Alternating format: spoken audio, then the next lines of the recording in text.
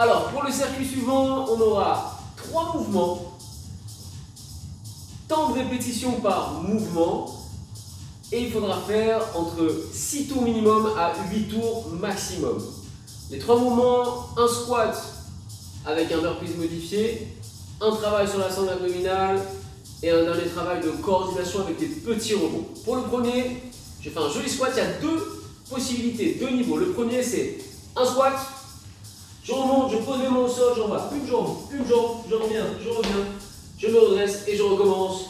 Bien évidemment, l'idée c'est de mettre un petit peu de rythme. Ça c'est la première option. Et la seconde option c'est je pose mes mains au sol, j'envoie mes 2 jambes vers l'arrière, attention à ne pas casser le bassin, bien garder une sangle abdominale fort.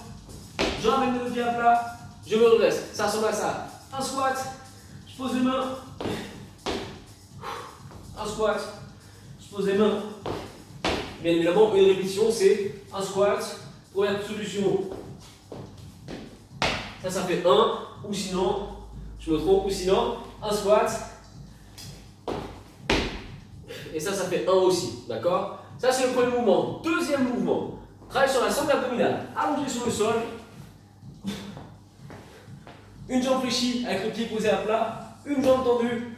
Une main posée au sol. L'autre main loin derrière la tête. L'idée c'est de ramener simultanément votre jambe et votre main au niveau de votre mollet, de votre tibia, en gardant la jambe tendue.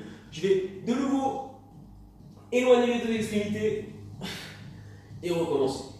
Vous pouvez pousser avec votre main qui est au sol pour vous aider à redresser le buste. Donc le buste se tourne un petit peu du côté de la jambe.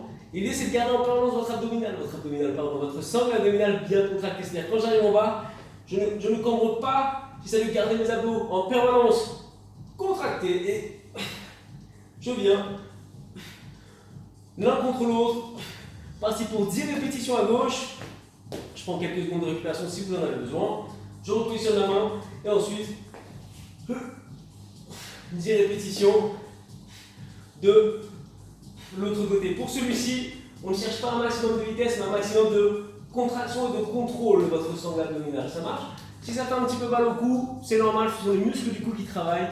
Prenez quelques secondes de récupération avant de recommencer. Et le troisième mouvement, on repasse debout. On s'imagine une espèce de petite haie de plus ou moins cette hauteur-là. Sur un pied, on fléchit un peu la jambe et on va sauter, réceptionner et sans marquer le pause. Donc à la réception, je fléchis un peu le genou, l'autre jambe passe derrière, je saute à nouveau. Olé, je me stabilise. On ne cherche pas à faire un énorme saut, on cherche à prendre un peu de hauteur. Et pour ça, on aura 30 répétitions. Et le but du jeu, c'est vous qui gérez vos transitions entre chacun des mouvements. Le but du jeu, c'est pas non plus de prendre 30 secondes, mais le moins possible entre vos mouvements. Prenez entre chaque tour, quand vous avez fait le numéro 1, le numéro 2, le numéro 3, quelques secondes, 15, 30 secondes maximum. Et l'idée, c'est de recommencer minimum 6 fois, maximum 8 fois. À vous de jouer.